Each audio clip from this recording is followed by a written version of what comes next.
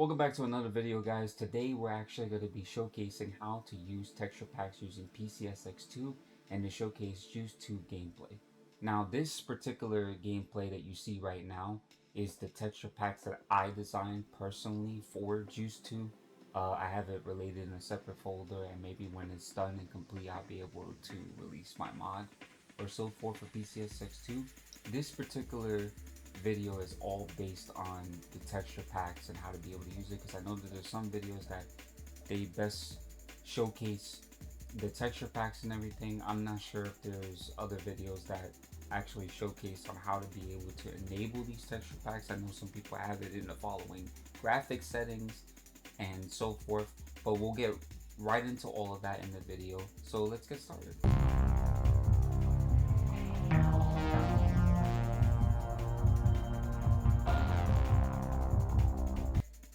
So to get right into it, texture packs are actually packs in which utilize and make the games look cleaner.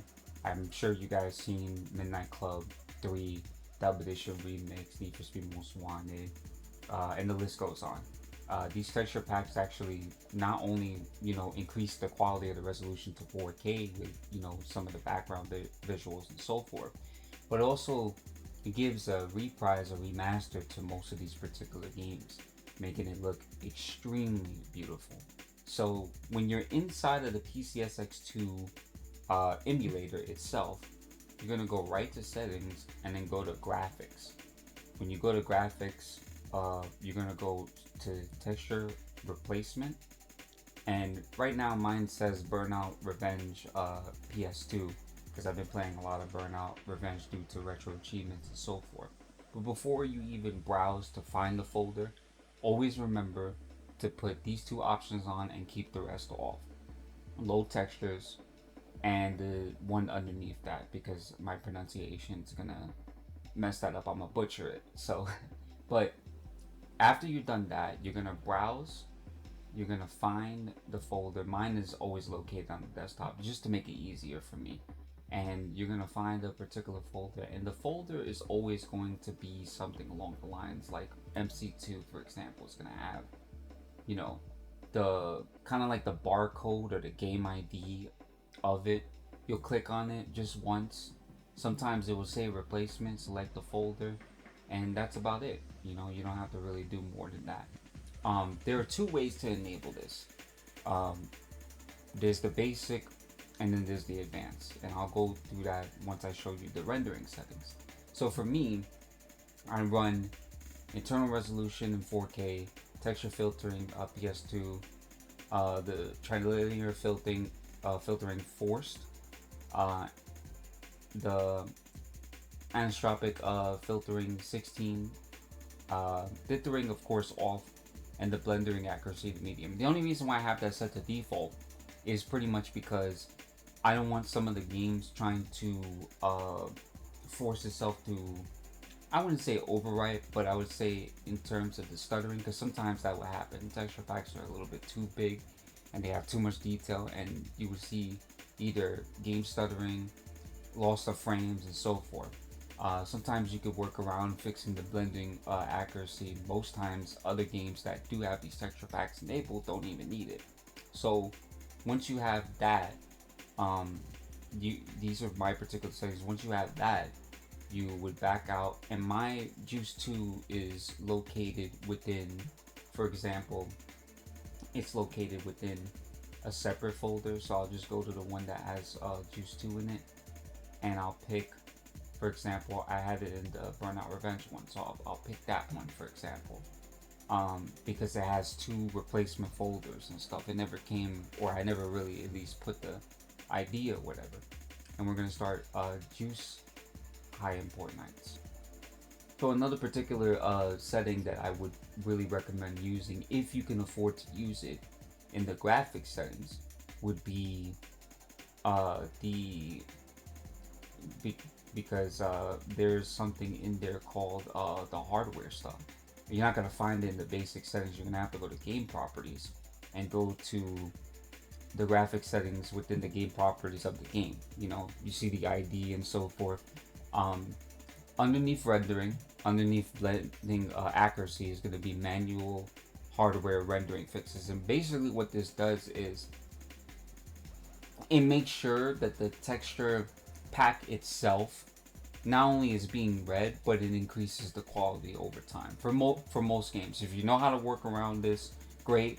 But if you don't want to turn this on, in most cases this causes frame lag if you have, you know, different hardware, or your hardware is pretty weak or whatever. And sometimes it causes the games to kind of crash. At least that's what I've been told, and what I've looked at over the course of time of having PCSX2. But I'm sure with the PCSX2 updates, shouldn't be a problem, right? So I don't touch any of this stuff. The only thing I focus on is the special texture within half pixel offset, because here, this is what increases the quality, in which, you know, after we're done with this, you'll be able to see the quality of used to being increased and so forth. But that's the only thing that you would necessarily have on, um, aside from the texture replacement, and we'll get right into that. So as you could tell, the game looks pretty crispy, you know. These texture packs, they come in clutch, you know. Shout out to all the people that have taken the time to do these particular texture packs. I'm going to be continuing to work on my Choose to texture pack. I hope you guys find this to be very helpful. I hope you find this video to be very helpful, because I know there's a lot of people out there that they would like to make their games look glossy, make their games look more detailed.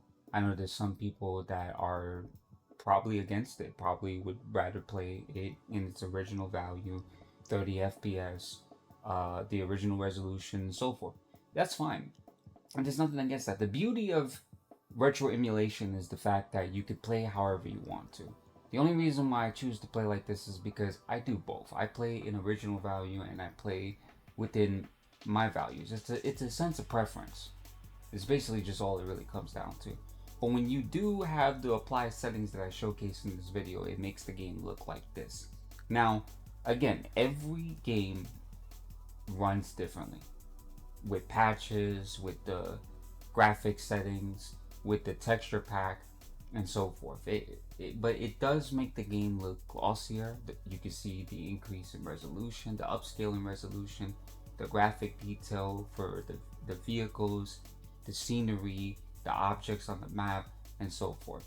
And that's kind of like the purpose of playing PCSX2 or any other emulators. All other emulators just have it to where you would pretty much use, for example, PPSSPP would have it based off of it being in the save data section to make it a lot easier for you. But I hope that this video was definitely helpful.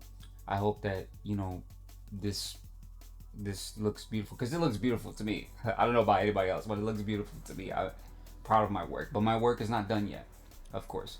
But make sure you guys like, comment. If you have any questions about PCSX2 or anything that has to do with the emulator, and it doesn't just have to be PCSX2 either, because I run all emulation. Any questions regarding that, just please let me know in the comment sections. But I would really appreciate the support. Shout out to all the people who've liked my past video. I appreciate all of you guys for, you know, sharing your love. Really, there's not much I could pretty much say about it. You know, I'm completely blessed about it. But thank you guys so much for tuning in. This is Synergy signing out, and peace.